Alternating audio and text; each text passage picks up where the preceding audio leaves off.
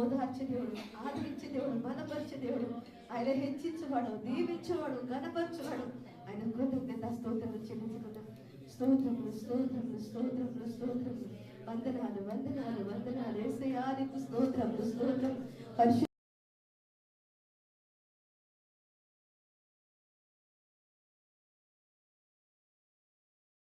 స్తోత్రములు స్తోత్రములు స్తోత్రములు తండ్రి. సైన్యములకు అధిపతికి యెహోవా, యెహోవా నామ వహించిన వాడు, ఉన్నతుడ అయా ఆకాశ మహాకాశంత పట్టజనంత గొప్ప దేవుడు. నీకు స్తోత్రాలు ప్రభువా. సర్వోన్నతమైన స్థలములో దేవునికి మహిమయు, ఆయనకిష్టులైన ప్రతి మనిషినికి భూమి మీద సమాధానము కలుగును గాక. ఆయనకి సమాధానం, మనకందరికి సమాధానము కలుగును గాక. తండ్రి ఇంతవరకు మాకు తోడుగా ఉన్న దేవా నీకు వందనాలు ప్రభువా. అవి మమ్మల్ని కాచిన దేవా మీకు స్తోత్రాలు ప్రభువా.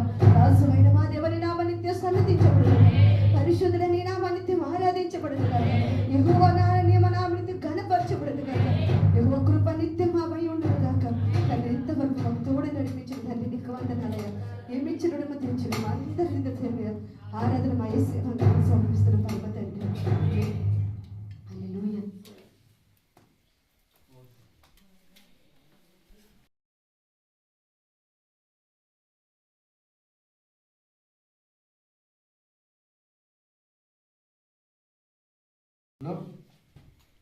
ఈ భువనగిరి సంఘంలో 21 రోజుల ప్రార్థనలో ఇది 5వ రోజు. మా మధ్యలో నలుగురు ప్రాంతాలు పరిచయం చేస్తున్నాం. తిమ్మతి భాస్కర్ మన మధ్యలో వాక్యాన్ని బోధిస్తారు.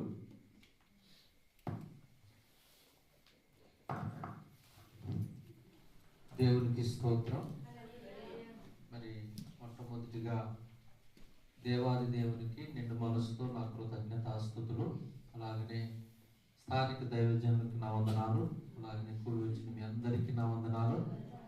మరి నా పేరు తిమోతి, మీ అందరికీ తెలుసు కనుక మరి మంచిది. మరి మీరు అందరూ చక్కగా 21 దినాలు ఉపవాసం ఉండి మరి దేవుని సన్నిధిలో మీరు ప్రార్థిస్తున్నారు. అయితే ఈరోజు మరి కొద్ది మాటలు మనం దేవుని యొక్క వాక్యాన్ని మరి చదువుకుందాం. బైబిల్ గ్రంథంలో మరి ఒక మాటను మనం చదువుకొని ఈరోజు మనం 2వ సమూయేలు గ్రంథం 15వ అధ్యాయం 30-31 వచనాన్ని ఈరోజు మనం చదువుకుందాం. 2వ సమూయేలు గ్రంథం 15వ అధ్యాయం. అయితే దావీదు ఒలీవ చెట్ల కొండ ఎక్కుచు ఏడ్చుచు తల కప్పుకొని పాదరక్షలు లేకుండా కాలినడకను వెళ్ళెను. అతని యొద్దనున్న జనులందరూ తలలు కప్పుకొని ఏడ్చుచు కొండ ఎక్కిరి. అంతలో ఒకడు వచ్చి అబ్షాలోము చేసిన కుట్రలో అహీతోపేలు చేరి ఉన్నాడని దావీదునకు తెలియజేయగా, దావీదు యెహోవా అహీతోపేలు యొక్క ఆలోచనను చెడగొట్టమని ప్రార్థన చేసెను. చిన్న ప్రార్థన చేసుకుందాం. మహాగణుడైన దేవ, మహోన్నతుడైన తండ్రి, నిత్య నివాసి అయిన వాడా యేసుక్రీస్తు ప్రభువా, ఘనమైన ఉన్నతమైన మహోన్నతమైన నామానికి వెలలేని స్తుతులు స్తోత్రాలు తండ్రి. ఈ రాత్రి నీ సన్నిధిలో ఉండి అబ్బా తండ్రిని మొరపెట్టుకునే భాగ్యం ఇచ్చినందుకు నీకు స్తోత్రాలు. ఇది నీ కృపే కానీ మరొకటి కాదు. అందును బట్టి నీకు స్తోత్రాలు చెల్లిస్తూ ఈ రాత్రి ప్రభువా మరి కొద్ది మాటలు మా అందరితో మీరు మాట్లాడండి. ఆత్మ సంఘములతో చెబుతున్న మాట చెవిగలవాడు వినుగా కన్నారు. వినగలిగిన చెవులు, గ్రహించుకునే మనస్సు మా అందరికీ దయచేయమని, నన్ను కూడా మీ శిలువ నీడ చాటును మరుగుపరుచుకున్నామని యేసుక్రీస్తు నామములో ఈ ప్రార్థన అడుగుతున్నాం తండ్రి, ఆమేన్. 2వ సమూయేలు గ్రంథం 15వ అధ్యాయంలో మనం 30-31 వచనాన్ని చదువుకున్నాం. ఆనాడు దావీదు యొక్క జీవితంలో ఈ 15, 16, 17 అధ్యాయాలు, ఈ 3 అధ్యాయాలలో ఒక సంఘటన జరిగింది. ఆ సంఘటనే ఈ రాత్రి మనం దేవుని యొక్క వాక్యంలో వినబోతున్నాం. మరి 3 అధ్యాయాలు మనం చదవాలంటే మనకు సమయం తక్కువ కనుక మీరు తర్వాతైనా చక్కగా సమయం ఉన్నప్పుడు ఆ 3 అధ్యాయాలు చదివితే మీకు ఇంకా కొన్ని మాటలు అర్థమవుతాయి. అయితే నేను మీకు కొన్ని ఆ 3 అధ్యాయాల్లో జరిగిన సంఘటనలు కొద్ది మాటలు మీకు చెప్పి నేను ముందుకు తీసుకెళ్తాను. ఇక్కడ దావీదు మీద అబ్షాలోము కుట్ర చేశాడు. దేవునికి స్తోత్రం. రాజ్యం కొరకు ఇశ్రాయేలీలందరినీ తన వైపు తిప్పుకున్నాడు. మనం 15వ అధ్యాయం స్టార్టింగ్ నుండి చదివితే తిప్పుకొని దావీదుని ఎలాగైనా సరే చంపేయాలనేటువంటి ఉద్దేశంతో, దావీదు యొక్క రాజ్యాన్ని తీసుకోవాలనే ఉద్దేశంతో అబ్షాలోము ఒక కుట్ర చేసి ఇశ్రాయేలు ప్రజలందరినీ తన వైపు తిప్పుకున్నాడు. అప్పుడు దావీదు అబ్షాలోము దగ్గర నుండి పారిపోతున్నాడు. అబ్షాలోము దగ్గర నుండి తనతో కొంతమంది ఉన్నారు, వీరు తీసుకొని దావీదు పారిపోతున్నాడు.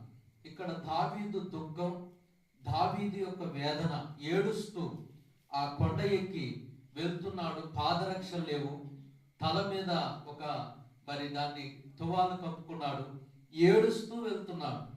నేను అంటాను, ఈ యొక్క సమయంలో దావీదు కడుపు నిండా భోజనం చేశాడంటారా? దేవునికి స్తోత్రం. దావీదు కడుపు నిండా తిని ఇక్కడ ప్రార్థన చేశాడంటారా? ఎందుకంటే దావీదు అప్పటికే ప్రాణభయంతో ఉన్నాడు. దావీదు వెళ్ళిపోతున్నాడు, ఆ అరణ్యంలో ఉన్నాడు. అతను ఏడుస్తూ ఉన్నాడు. అతనితో ఉన్నటువంటి జనులందరూ కూడా తలలు కప్పుకొని ఏడుస్తూ ఉన్నారు. ఈ యొక్క సందర్భంలో ఇతనికి ఒక కబురు వచ్చింది. అదేంటంటే అబ్షాలోము చేసినటువంటి కుట్రలో అహీతోపేలు చేరాడు. దేవునికి స్తోత్రం. ఈ అహీతోపేలు గురించే ఈరోజు మనం కొద్ది మాటలు విందాం. ఈ అహీతోపేలు యొక్క ఆలోచనను చెడగొట్టమని దావీదు దేవునికి ప్రార్థన చేశాడు. దేవునికి స్తోత్రం. చూడండి, ఈరోజు మన ఆత్మీయ జీవితాలను పతనం చేయడానికి, మన యొక్క ప్రార్థనా జీవితాన్ని పతనం చేయడానికి, మన కుటుంబంలో అనేకమైన సమస్యలు తీసుకురావడానికి, మన సంఘంలో కూడా అనేకమైన పరిస్థితులను తీసుకురావడానికి కారణం ఒకటే, వాడి శత్రువు అపవాది. దేవునికి స్తోత్రం. వాడు చాలా ఆలోచన చేస్తాడు, కుట్ర పన్నుతాడు ఆత్మీయుల మీద. చూడండి, భయంకరమైనటువంటి ఆలోచనలను వాడు దేవుని పిల్లల మీద వినియోగిస్తూ ఉంటాడు. అయితే ఈ యొక్క అహీతోపేలు అనేటువంటి వ్యక్తి ఎవరు అంటే, అంతకుముందు దావీదుకి ఆలోచన చెప్పినటువంటి వాడు. దేవునికి స్తోత్రం. ఒక మంచి మాట ఉంటుంది చూడండి, అదే 16వ అధ్యాయం 23వ వచనాన్ని మనం చదివితే, ఆ దినములలో అహీతోపేలు చెప్పిన ఏ ఆలోచన అయినను ఒకడు దేవుని యొక్క విచారణ చేసి పొందిన ఆలోచన అయినట్టుగా ఉండేను. దేవునికి స్తోత్రం. చూశారు ఎంత గొప్ప ఆలోచన ఇచ్చేవాడు. ఈ అహీతోపేలు ఆలోచన చెబితే, ఒక వ్యక్తి ప్రార్థన చేస్తే దేవుడి దగ్గర నుండి ఒక ఆలోచన చెప్పినట్లుగా ఉండేది. దేవుని స్తోత్రం. ఇప్పుడు దావీదు భయం ఏంటంటే, ఈ అహీతోపేలు దావీదుతో రాకుండా ఎక్కడ ఆగాడు? అబ్షాలోము యొక్క కుట్రలో అక్కడ ఆగిపోయాడు. ఇప్పుడు ఈ అహీతోపేలుకి దావీదు నడత అహీతోపేలుకి దావీదు ఎక్కడ ఉంటాడో ఏంటో అన్ని ఆయనకు తెలుసు. దేవుని స్తోత్రం. ఇప్పుడు దావీదు భయం ఏంటంటే, ఈ అహీతోపేలు అబ్షాలోముతో చేరాడు. ఈ యొక్క అహీతోపేలు చెప్పే ఏ ఆలోచన అయినా దావీదే గాని అబ్షాలోమే గాని అక్కడున్న అనేక మంది కూడా ఈ అహీతోపేలు ఒక ఆలోచన చెప్తే, ఆ ఆలోచన దేవుని దగ్గర ప్రార్థన చేస్తే పొందుకున్నట్లుగా ఉండేది. దేవునికి స్తోత్రం. ఇప్పుడు అందుకే దావీదు దేవుని దగ్గర ఒక ప్రార్థన చేశాడు. ఆ ప్రార్థన ఏంటంటే, అహీతోపేలు యొక్క ఆలోచనను చెడగొట్టమని. ఈరోజు మనం చేసే ప్రార్థన అపవాది ఆలోచనలన్నిటినీ చెడగొడుతుంది. దేవునికి స్తోత్రం. మనం చేసే ప్రార్థన మన మీద అపవాది శత్రు ఏ ఆలోచన చేస్తారో ఆ ఆలోచనలన్నిటిని కూడా మన యొక్క ప్రార్థన ఏం చేస్తుంది? చెడగొట్టుతుంది. దేవునికి స్తోత్రం. ఇప్పుడు నేను చెప్పే మాటలు ఇంకో 2 సందర్భాలు ఉన్నాయి బైబిల్లో. చూడండి ప్రియదేవులారా, ఇక్కడ నేను ముందే చెప్పాను 15, 16, 17 అధ్యాయాలు, 3 అధ్యాయాల్లో సంఘటన ఉంది. ఇదంతా కూడా మీకు నేను 2-3 మాటలే చెప్తున్నాను. మీకు ఒక అర్థం అవటానికి ఒక చిన్న స్టోరీ లాగే నేను చెప్తున్నాను. ఇప్పుడు ఒక విషయం జరిగింది. దావీదు ఏం చేశాడు అంటే, బయలుదేరి వస్తూ అబ్షాలోము దగ్గర మరి సాదోకును, హుషైను, అబ్యాతార్ని ముగ్గురిని అక్కడ పెట్టాడు.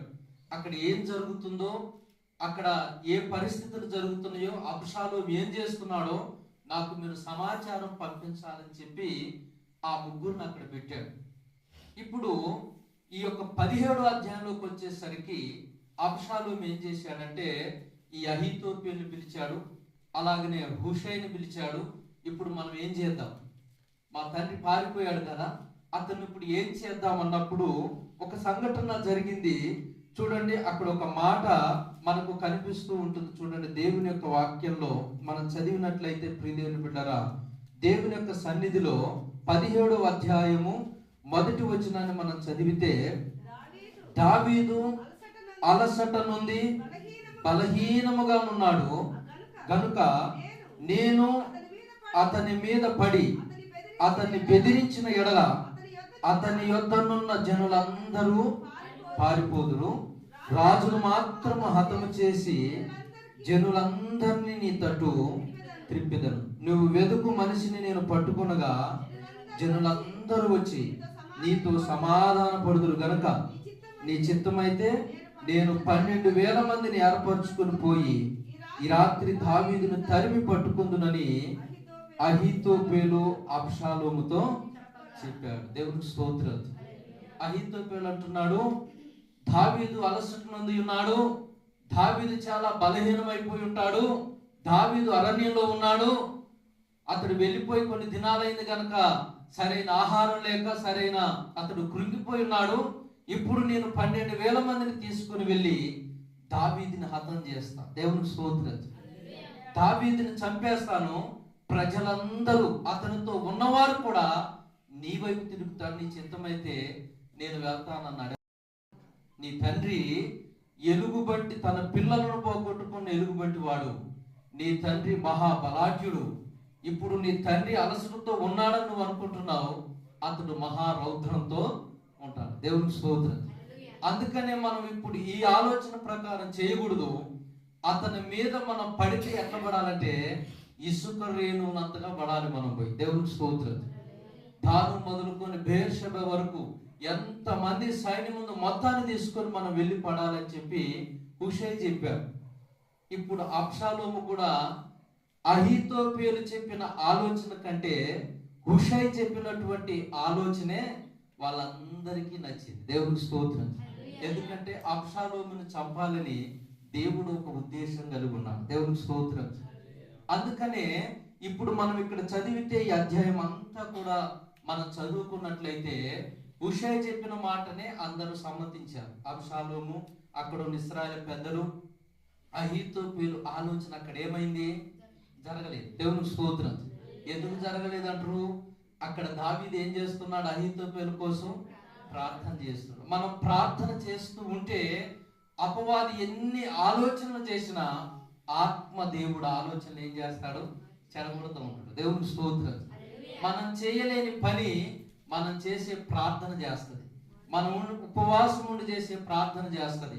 అందుకనే దావీదు అరణ్యంలో ప్రార్థన చేస్తున్నాడు. ఇప్పుడు కార్యం ఎక్కడ జరుగుతుందో? రాజకోటలు ఇదంతా జరుగుతుంది. దేవునికి స్తోత్రం. ఒక సంఘటన జరిగింది చూడండి.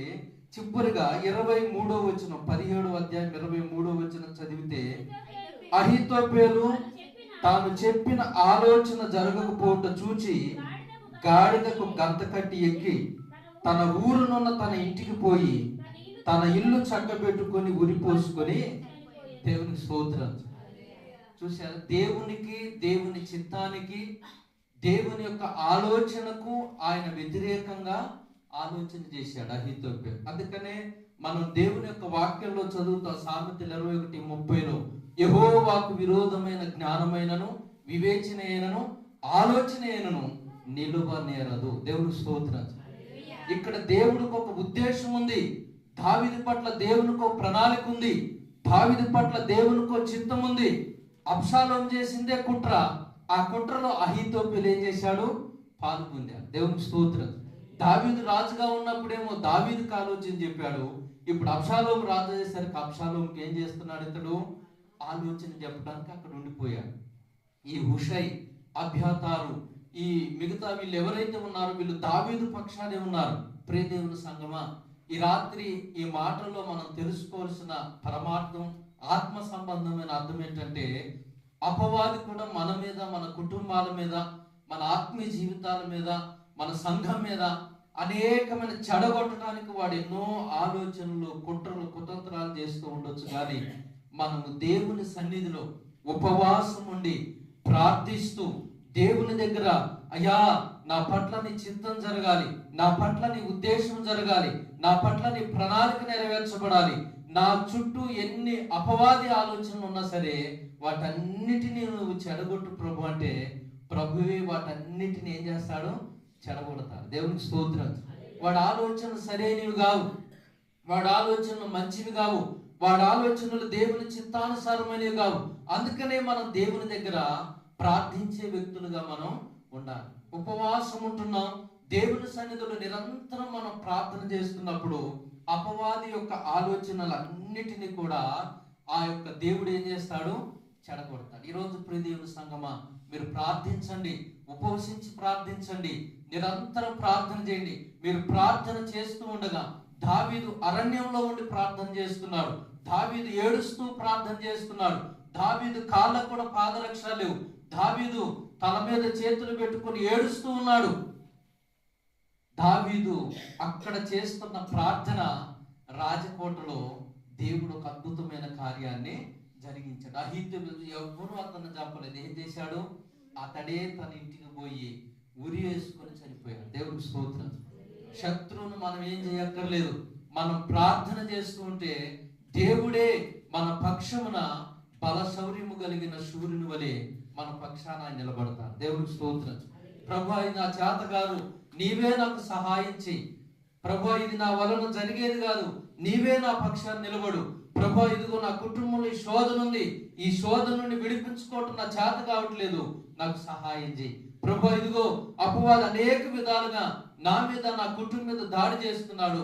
ప్రభువా, వాడి ఆలోచనలు వాడి ఉద్దేశాలు నువ్వు చెడగొట్టమని దేవుని సన్నిధిలో నువ్వు నిరంతరం ప్రార్థన చేయగలిగితే దేవుడు నీ పక్షమున విజయమును అనుగ్రహించే దేవుడు. దేవునికి స్తోత్రం.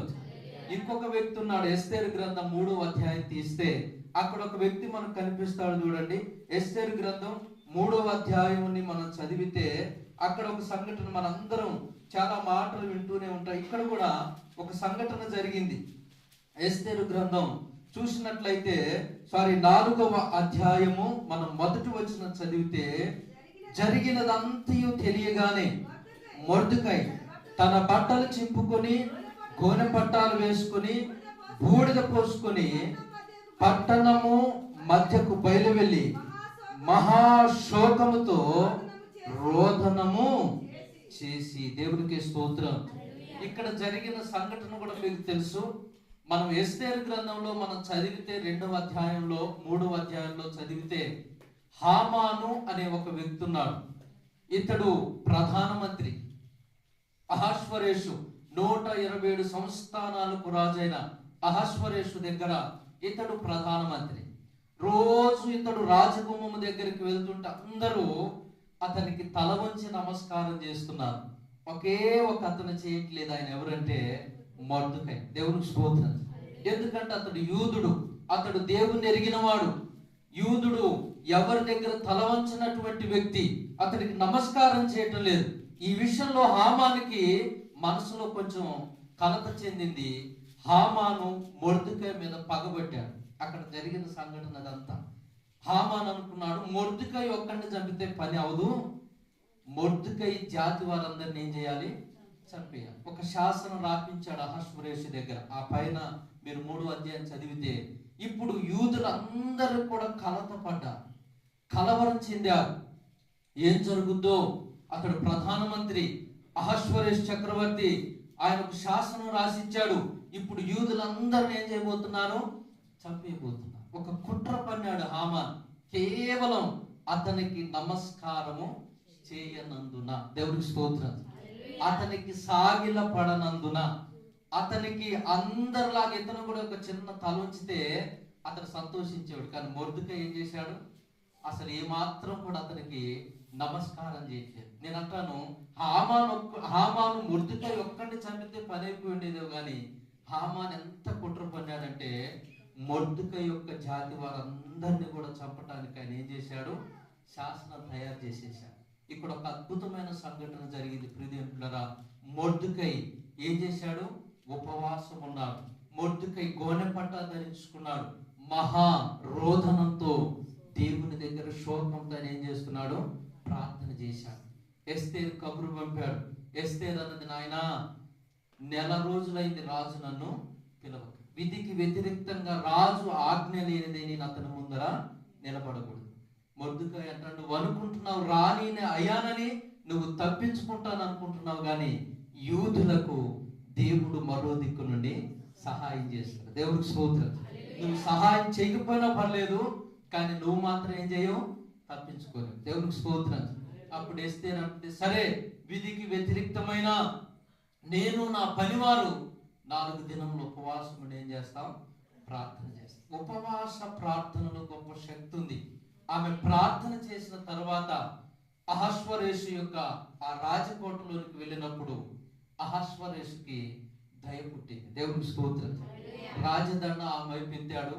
ఆమె వచ్చింది, రాజదండ యొక్క కొనను పట్టుకుంది. రాజు అడిగాడు, అమ్మా నీకేం కావాలి? నా యొక్క రాజ్యంలో సగమైనా నీకు ఇస్తాను. అవన్నీ కాదు కానీ రేపు నా కోటలో భోజనానికి మీరు నీతో పాటు ఆమానుని తీసుకురా. దేవునికి స్తోత్రం. ఆమానికి ఎక్కడ లేని సంతోషం వచ్చింది. దేవునికి స్తోత్రం. మొదటి రోజు జరిగింది మీ అందరికీ తెలిసిన విషయమే. రెండో రోజు రమ్మంది. రెండో రోజు కూడా ఆమాను ఉప్పొంగిపోయాడు. నన్ను రాజుని తప్ప ఎవరిని పంపించదు, కానీ నాకు ఒక చిన్న బాధ ఉందని తన భార్యతో స్నేహితులతో చెప్పాడు. ఏంటి ఆ బాధ అంటే, ఒకడున్నాడు, ఎవరు, ఈ మొర్దెకై బతుకున్నన్ని రోజులు నా మనసుకు సంతోషం. దేవునికి స్తోత్రం. రాణి కోటలో భోజనానికి పిలిచినా, నేను ప్రధానమంత్రినైనా ఈ మొర్దెకై ఆ రాజగుమ్మం దగ్గర ఉన్నంత కాలం నాకేం లేదు, శాంతి లేదు. ఆయన భార్య చెప్పుద్ది, నీవు శాసనాలన్నీ నీ దగ్గర ఉన్నాయి. అతన్ని నువ్వు ఈ రాత్రి రాజు దగ్గరికి వెళ్ళినప్పుడు ఏం చేయమన్నది, అతని గురించి మాట్లాడి అతని కొరకు ఒక ఉరికొయ్య సిద్ధం చేయమని. దేవునికి స్తోత్రం. ఇదంతా మీకు తెలుసు. నేను చెప్పే మాటను, చెప్పే అంశాన్ని మాత్రం మీరు అర్థం చేసుకోవాలి. దేవునికి స్తోత్రం. సరే, తర్వాత మొర్దెకైని గణపరిచారు. తర్వాత రాజకోటలోకి వెళ్ళారు. ఎస్తేరు విషయం అంతా చెప్పింది. అప్పుడు రాజుకు కోపం వచ్చి బయటికి వెళ్ళినప్పుడు ఎస్తేరు యొక్క చెంగుని హామాన్ ఏం చేశాడు, నన్ను క్షమించమని పట్టుకున్నప్పుడు రాజు వచ్చి చూసి అన్నాడు, రాజు ఉండగానే రాణి యొక్క ఆ యొక్క వస్త్రాన్ని నువ్వు తాకుతావనగానే అతనికి ముసుగు వేశాడు. ఏ ఉరికొయ్య మొర్దెకై కొరకైతే ఏర్పాటు చేశాడో అదే ఉరికొయ్య మీద హామానుని ఉరితీశాడు. దేవునికి స్తోత్రం. మొర్దెకై ఉపవాస ప్రార్థన, ఎస్తేరు ఉపవాస ప్రార్థన హామాను యొక్క ఆలోచనను చెడగొట్టింది. దేవునికి స్తోత్రం. హామాను యొక్క కుట్రను, కుతంత్రాలు చెడగొట్టింది. హామాను యొక్క ఆయన కుట్రలో ఈ యొక్క యూదులను, మొర్దెకైని వీరందరినీ చంపాలని ఒక శాసనం తెచ్చాడు. ఒక్క ప్రార్థన అతని ఆలోచన అన్నిటిని తలకిందులు చేసింది. దేవునికి స్తోత్రం. అందుకని రోజు ప్రియ దేవుని బిడ్డరా, మనం చదువుకున్నటువంటి ఈ యొక్క మాటల్లో మనం గ్రహించింది ఏంటంటే, ప్రార్థనలో గొప్ప శక్తి ఉన్నది. ప్రార్థనలో ఒక గొప్ప శక్తి ఉన్నది. ఆ ప్రార్థన మన జీవితాలు ఎన్నో కార్యాలను చేయగలదు. అందుకనే మనం ఈరోజు ఉపవాసం ఉండి 21 దినాలు ప్రార్థిస్తుండగా ఏ యొక్క విరోధమైన ఆలోచనలు మన మీద పనిచేస్తున్నావో, ఏ శత్రువు మన మీద విరోధంగా పనిచేస్తున్నాడో, ఏ శత్రువు అనేకమైన కుట్రలు పన్నుతున్నాడో, అవన్నీ మన ప్రభు అయిన యేసుక్రీస్తు వాటిని చెడగొట్టును గాక. పరిశుద్ధాత్మ దేవుడు మన పక్షమున నిలబడి కార్యములు చేయును గాక. దేవుడే మన పక్షము నుండి ప్రతి విరోధమైన ఆలోచనలన్నిటినీ యేసుక్రీస్తు నామములో చెడగొట్టును గాక. ప్రియదేవులారా, మనం ప్రార్థిస్తుండగా దేవుడు మన పక్షాన అనేకమైన కార్యాలను చేయును గాక. ప్రియదేవులారా, అందుకని ఈ రోజు మనం చేయాల్సింది ఒకటి ఉంది. దేవుని సన్నిధిలో ఉపవాసం ఉండి మనం ప్రార్థన చేయాలి. ఉపవాసం ఉండి దేవుని సన్నిధిలో మొరపెట్టే వారిగా ఉండాలి. నువ్వు ప్రార్థన చేస్తున్నప్పుడు అహీతోపేలు ఆలోచన చెడగొట్టినట్లుగా, అలాగనే ప్రియదేవులారా హామాను యొక్క ఆలోచనను చెడగొట్టినట్లుగా నీ శత్రువు యొక్క ఆలోచనను దేవుడు చెడగొడతాడు. దేవుడికి స్తోత్రం. ఇంకో సంఘటన ఉంది, ఆ సంఘటన చెప్పి నేను ముగిస్తాను. నెహెమ్యా రాసిన పుస్తకాన్ని మనం చదివితే అక్కడ కూడా కొన్ని సందర్భాలు మనకు కనిపిస్తూ ఉంటాయి. నెహెమ్యా రాసినటువంటి పుస్తకం 4వ అధ్యాయాన్ని ఒకసారి మనం తీస్తే అక్కడ కూడా ఒక అద్భుతమైనటువంటి సంఘటన మనకు కనిపిస్తూ ఉంటుంది. ఆ అధ్యాయంలో అన్నిట్లో చూసినట్లయితే 4వ అధ్యాయాన్ని మనం చదివితే, నేను చదువుతాను చూడండి ఒక 2 మాటలు. 4వ అధ్యాయం. మేము గోడ కట్టుచున్న సమాచారము విని సంబలటు మిగుల కోపించి రౌద్రుడై యూదులను ఎగతాళి చేసి షోమ్రోను దండు వారి ఎదుటను తన స్నేహితుల ఎదుటను ఇట్లనెను, దుర్బలులైన ఈ యూదులు ఏమి చేయుదురు? తమంతట తామే ఈ పని ముగింతురా? బలులర్పించి బలపరుచుకుందురా? ఒక దినమంతే ముగింతురా? కాల్చబడిన చెత్తను కుప్పలుగా పడిన రాళ్లను మరలా బలమైనవిగా చేయుదురా? మరియు అమ్మోనీయుడైన టోబి అతని యొద్దను ఉండి వారు కట్టిన దానిపైకి ఒక నక్క ఎగిరినట్టయినా వారి రాతి గోడ పడిపోవును అని. దేవునికి స్తోత్రం.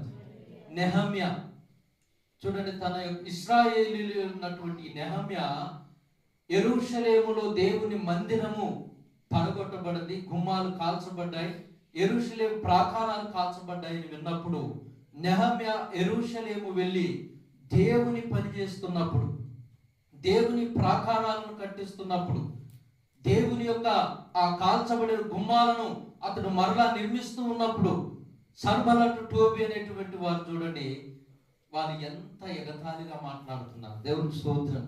చాలా సార్లు మనం దేవుని పరిచర్య చేస్తున్నప్పుడు, దేవుని పని చేస్తున్నప్పుడు, దేవుని కొరకు మనం ముందుకు వెళ్తున్నప్పుడు చాలా సార్లు మనల్ని చూసి కూడా చాలా మంది ఎగతాళి చేయొచ్చు. దేవుని స్తోత్రం.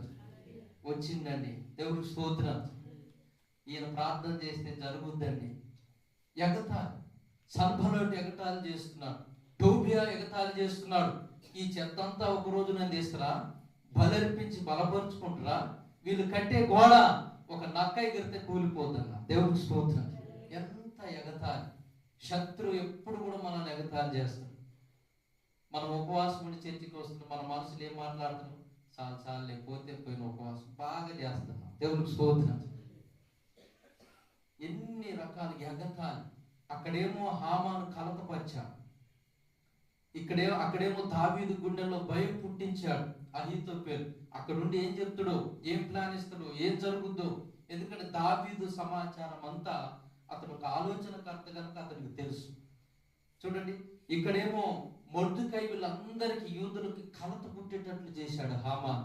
ఇక్కడ సన్బల్లతు టోబీ అనేటువంటి వ్యక్తులు, ప్రియమైన బిడ్డలారా, దేవుని మందిరం పని చేస్తున్నప్పుడు, దేవుని ప్రాకారాలను కట్టిస్తున్నప్పుడు నెహమ్యాను చూసి ఎగతాళి చేస్తున్నారు. బాగా చేస్తున్నావు, ఒక్కరోజునైనా చెత్తం తీరేస్తావా, బలర్పించి బలపరుచుకుంటావా? ఎంత మీరు చదవండి, అక్కడ ఎంత విధంగా వాళ్ళు ఎగతాళి చేస్తున్నారు. దేవుని పని చేస్తుంటే వారు పక్క నుండి అనేకమైనటువంటి ఆటంకాలు కలిగిస్తున్నారు, అనేకమైనటువంటి పరిస్థితులను వాళ్ళు కల్పిస్తున్నారు. ఇంకొక మాట కూడా చూడండి, అదే నెహమ్యా రాసిన పుస్తకం ఇంకో మాట చేశారు. 6వ అధ్యాయం మనం చదివితే 2వ వచనం, మా శత్రువులలో మిగిలిన వారిని విని సన్బల్లతును గేషమును నాకు ఏదో హాని చేయుటకు ఆలోచించి ఓనో మైదానమందున్న గ్రామములలో ఒక దాని దగ్గర మనం కలుసుకుందాం రమ్మని నా యొద్దకు వర్తమానం, అందుకు నేను చేయు పని గొప్పది. దేవునికి స్తోత్రం. చూసారా, నెహమ్యా దేవుని పని చేస్తుంటే వీళ్ళు పక్క నుండి వాళ్ళు కబురు పంపారు. ఏంటంటే ఈ నెహమ్యా మీద వాళ్ళు ఒక చెడు ఆలోచన కలిగి ఉన్నారు. ఏదో ఒక హాని తలపెట్టాలని ఫలానా ఓనో మైదానంలో గ్రామం ఉంది, అక్కడికి రమ్మని పిలుస్తున్నారు. దేవునికి స్తోత్రం. చూసారు ఎటువంటి ఆలోచనలు. మీరు ఈ అధ్యాయాలు చదివితే ఇవన్నీ చాలా పెద్దగా ఆ అధ్యాయాలన్నీ ఉంటాయి. అందుకని మీకు కొద్ది మాటలు అర్థమయ్యి నేను చెప్పి ముందుకు తీసుకెళ్తున్నాను. ఒక దేవుని పని చేస్తుంటే, ఒక దేవుని మందిరం పడిపోయిన యెరూషలేము ప్రాకారాలను కడుతుంటే, కాల్చబడిన గుమ్మాలను నిలబెడుతుంటే నెహమ్యా ఎంతో తనకున్నదంతా విడిచి, అతను రాజు దగ్గర ఉన్న ఉద్యోగాన్ని విడిచి కొంతమందిని సమకూర్చుకొని దేవుని పని కొరకు ఎంతో ప్రయాసపడుతుంటే ఈ సన్బల్లతు టోబీ అనేటువంటి శత్రువులు ఎక్కడికి వెళ్ళినా సరే ఈ నెహమ్యాకి ఏం చేస్తున్నారు, హాని తలపెట్టాలని ఆలోచనలో ఉన్నారు. దేవుని పనిని ఆపాలనే ఆలోచనలు ఉన్నారు, దేవుని పరిచర్యను ఆపాలనే ఆలోచనలు ఉన్నారు, దేవుని ప్రాకారములు కట్టడం ఆపాలనే ఆలోచనలో ఉన్నారు. దేవుని యొక్క యెరూషలేము యొక్క గుమ్మమును నిలబెడుతుంటే దేవుని మందిరం పని ఆపాలనే ఆలోచనలో ఈ సన్బల్లతు టోబీ అనేటువంటి వ్యక్తులు ఉన్నారు. ఆయనను నెహమ్యా ఉపవాసం ఉండి, మీరు ఆ అధ్యాయాలు మొదట చదివితే ఉపవాసం ఉండి నెహమ్యా దేవుని పని చేశాడు. దేవునికి స్తోత్రం. నేటికి యెరూషలేము చుట్టూ నెహమ్యా కట్టిన ప్రాకారాలు ఉన్నాయి. దానికి కారణం ఏంటంటే నెహమ్యా ఉపవాసం ఉండి ప్రాకారాన్ని కట్టాడు. మనం ఉపవాసం ఉండి చేసే ప్రార్థనలో చాలా గొప్ప శక్తి ఉంటుంది. మనం ఉపవాసం ఉండి ప్రార్థన చేసే ఈ యొక్క మరి చూసినట్లయితే ప్రియదేవుని బిడ్డరా, ఈ పనిలో ఈ ప్రార్థనలో అధికమైన శక్తి ఉంటుంది. నెహమ్యాకు ఎన్నో ఆటంకాలు వచ్చాయి, ఎన్నో కలవరాలు వచ్చాయి, ఎంతో ఎగతాళి వచ్చింది. ఆయన జీవితం చూసారు, అతనికి ఏదో హాని తలపెట్టాలని అతని ఫలానా ప్రదేశానికి రమ్మని కూడా అతనికి ఏం చేస్తున్నారు, వాళ్ళు కబురు పంపారు. కానీ చూడండి, ఒక అద్భుతం జరిగింది. మన దేవుడు గొప్పవాడు. తనకు ప్రార్థన చేయు వారికి కృప చూపుటకు ఐశ్వర్యవంతుడైన దేవుడైన, తన ప్రజల యొక్క ఆశలను నెరవేర్చే దేవుడైన, తన ప్రజల పట్ల ఆయన ప్రణాళికలను నెరవేర్చే దేవుడైన, తన ప్రజల పట్ల ఆయన ఉద్దేశములను నెరవేర్చే దేవుడైన, ఎన్ని ఆటంకాలు వచ్చినా, ఎన్ని అవరాధాలు వచ్చినా, దేవుని పనికి నెహమ్యాకు ఎన్ని పరిస్థితులు ఎదురైనా ఒక అద్భుతమైన కార్యం జరిగింది. చూడండి, నెహమ్యా రాసిన పుస్తకం 6వ అధ్యాయం మనం 15వ వచనం చదివితే, ఈ ప్రకారము ఏలూలు మాసము 25వ దినమందు అనగా 52 దినములకు ప్రాకారము కట్టుట సమాప్తమాయెను. అయితే మా శత్రువులు ఈ సంగతి వినినప్పుడు, మా చుట్టూ నుండి అన్యజనులందరూ జరిగిన పని చూచినప్పుడు వారు బహుగా అధైర్యపడిరి. దేవునికి స్తోత్రం, దేవునికి స్తోత్రం.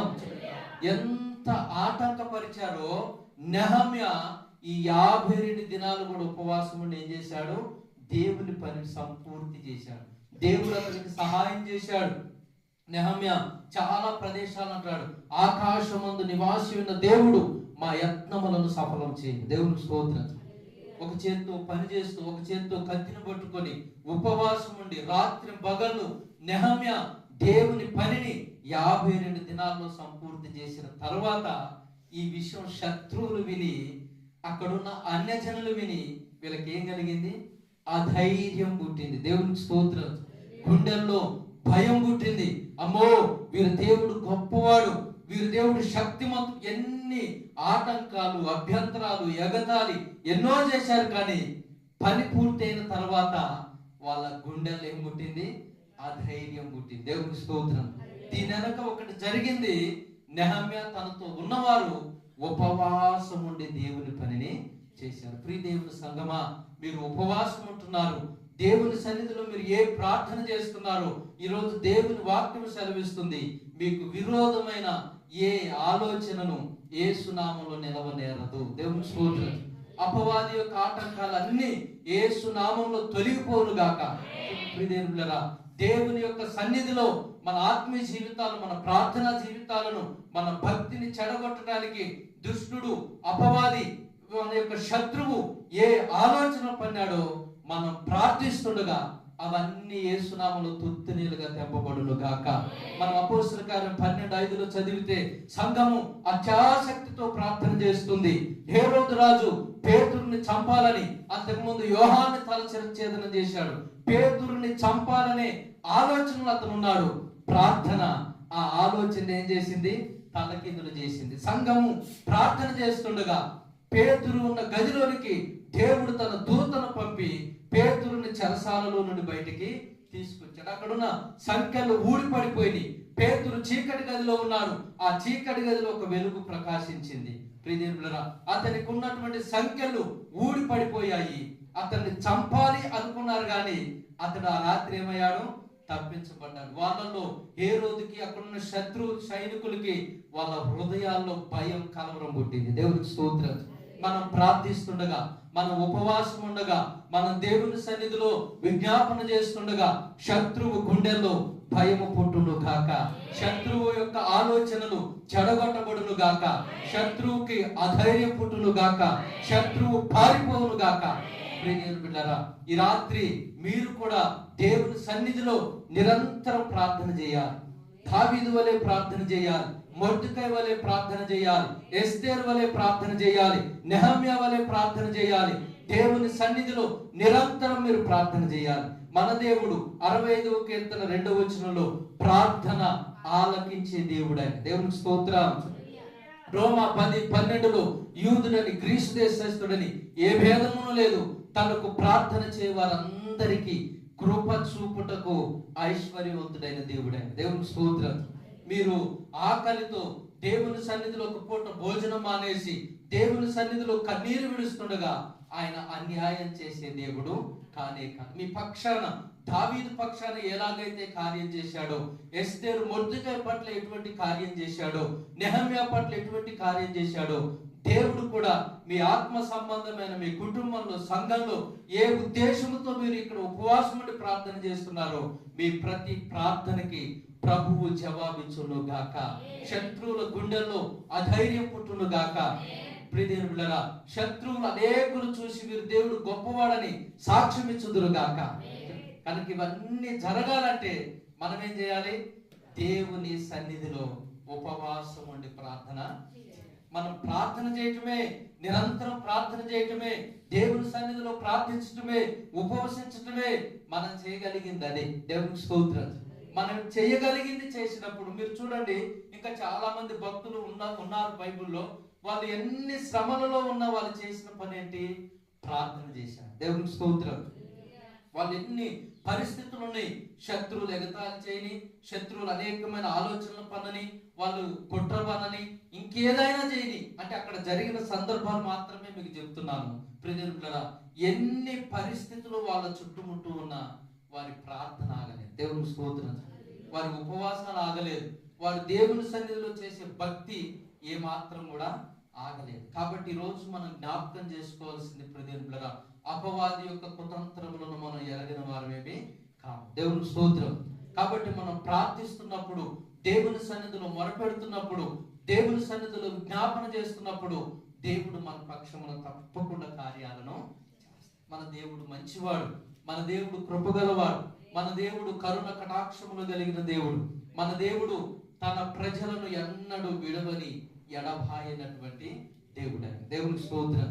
ఈ సంవత్సరం దేవుడు మన అందరికి వాగ్దానం ఇచ్చాడు కదా, నీ దేవుడు నీ మధ్య ఉన్నాడు, ఆయన శక్తిమంతుడు. దేవునికి స్తోత్రం. ఆయన బల శౌర్యము కలిగిన యెహోవా, పరాక్రమం కలిగిన శూరుడు, మరణాన్ని జయించిన జయశీలుడు ఆయన. దేవునికి స్తోత్రం. మరణం 2 రోజులు కూడా ఆయన్ని సమాధిలో బంధించి ఉంచలేకపోయింది. దేవునికి స్తోత్రం. సమాధి గుండెలను బద్దలు కొట్టుకుని తిరిగి లేచిన దేవుడు ఆయన. మనుషులందరి పాపముల కొరకు ఆయన శిలువలో మరణించి సమాధి చేయబడి 3వ దినాన తిరిగి లేచిన సజీవుడైనటువంటి దేవుడు ఆయన. దేవునికి స్తోత్రం. కనుక ప్రియదేవులారా, మరణపు ముళ్ళును విరిచిన వాడు ఆయన. కాబట్టి రాత్రి అటువంటి ధైర్యంతో మన ప్రభు ఉన్నాడు మనకి. దేవునికి స్తోత్రం. మన ధైర్యం మన ప్రభు, మన నిరీక్షణ మన ప్రభు, మనకు అన్ని ప్రభువే. ఒకరోజు ఒక దైవజనుడు వీడియోలో చెప్తుండు, అయ్యా మీ ధైర్యం ఏంటంటే, మా ధైర్యం చాలా గొప్పదండి, మా వెనక ఉన్నతని పేరు చెప్తే ఎటువంటి వాళ్ళైనా భయపడతారు. దేవునికి స్తోత్రం. మా వెనక ఉన్నాయన పేరు చెప్తే రాజులు భయపడతారు, చక్రవర్తులు భయపడతారు, ఎటువంటి వారైనా భయపడతారు. అంటే ఎవరై ఆయన అంటే యేసు ప్రభు. దేవునికి స్తోత్రం. నా ప్రభు ఉన్నాడు మా పక్షాన, మా ధైర్యమే మా ప్రభు, మా రాజే మా ప్రభు, మా చక్రవర్తి మా ప్రభు, మాకు అన్ని ప్రభువే. ఆ ప్రభు సన్నిధిలో మేము ప్రార్థన చేస్తాం. దేవునికి స్తోత్రం. కాబట్టి ఈరోజు ప్రియ దేవుని సంగమా, మీరు మంచి ఉద్దేశంతో దేవుని సన్నిధిలో మీరు ఒక పూట దేవుని సన్నిధిలో భోజనం మానేసి మీరు చక్కగా ప్రార్థన చేస్తున్నారు. మీకు విరోధమైన, మీ కుటుంబాలకు విరోధమైన అపవాది శత్రువు యొక్క ఆలోచనలన్నిటినీ ప్రభు తప్పక చెడగొడతారు. దేవుని స్తోత్రం. తప్పక మనకు విజయం ఉంది. రోమా 8:37 ఆయనను మనలను ప్రేమించిన వారి ద్వారా వీటన్నిటిలో అత్యధిక విజయము పొందుచున్నాం. దేవుని స్తోత్రం. యేసు నామములో మనకు విజయం ఉంది. యేసు నామములో మనకు ఘనత ఉంది. యేసు నామములో మన పక్షాన అనేకమైన కార్యాలు జరగబోతున్నాయి. కనుక రాత్రి ప్రియ దేవుని సంగమా, మీరు ఉపవాసం ఉండి చేసే ప్రతి ప్రార్థనను ప్రభు తప్పక ఆలకిస్తున్నారు. మీకు దేవుడు తప్పక ఈరోజు చెప్తున్న మాట, మీకు విరోధమైన ప్రతి ఆలోచనను మన ప్రభు చెడగొట్టబోతున్నారు. దేవుని స్తోత్రం. విరోధమైన ప్రతి ఆటంకాలను ప్రభు తప్పక అవన్నీ తొలగించబోతున్నారు. మనకు అధైర్యాన్ని పుట్టించే, మన హృదయాల్లో కలవరం పుట్టించే ప్రతి సమస్య నుంచి ప్రభు మనల్ని విడిపించబోతున్నారు. ధైర్యముగా ఉండండి, నిరీక్షణ కలిగి ఉండండి, దేవుని సన్నిధిలో నిరంతరం ప్రార్థించండి. ప్రభు మీ జీవితంలో అద్భుతమైన కార్యాన్ని జరిగిస్తారు, మహత్ కార్యాలు జరిగిస్తారు. ఈ 21 దినాల్లో మీరు అనేకమైన కార్యాలను తప్పక ప్రభు సన్నిధిలో ప్రార్థిస్తున్న మీరు తప్పక చూస్తారు. దేవునికి స్తోత్రం.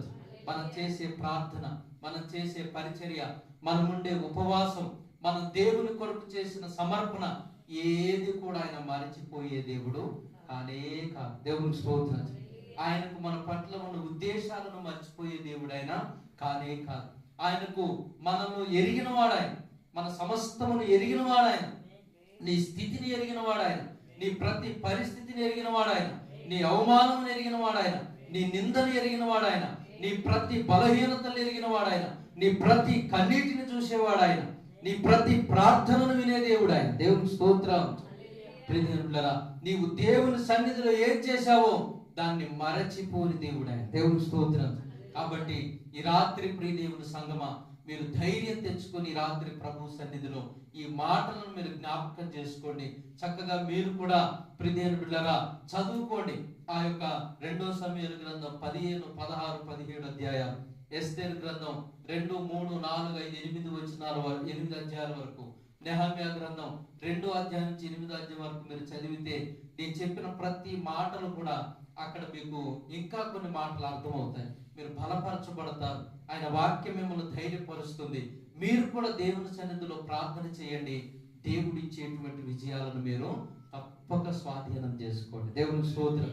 ఉపవాసం ఉన్నామంటే దేవుడి దగ్గర తప్పకుండా మనం కార్యాలను పొందుకోవాలి. అటువంటి కృప దేవుడు మనందరికీ అనుగ్రహించును గాక. ఈ కొద్ది మాటలు దేవుడు తన వినికిడిలో దీవించి ఆశీర్వదించి కాపాడును గాక. చిన్న ప్రార్థన చేసుకుందాం. దేవుని పరిశుద్ధ నామానికి చక్కటి వాక్యాన్ని అందించిన మాస్టర్ గారికి వందనాలు. మరి ప్రార్థన చేసుకుందాం. అందరూ కూడా తలలు వచ్చినట్లయితే ప్రార్థన చేసుకుందాం. ప్రార్థన శక్తి నాకు కావాలయా, ఈ పరలోక అభిషేకం కావాలయా.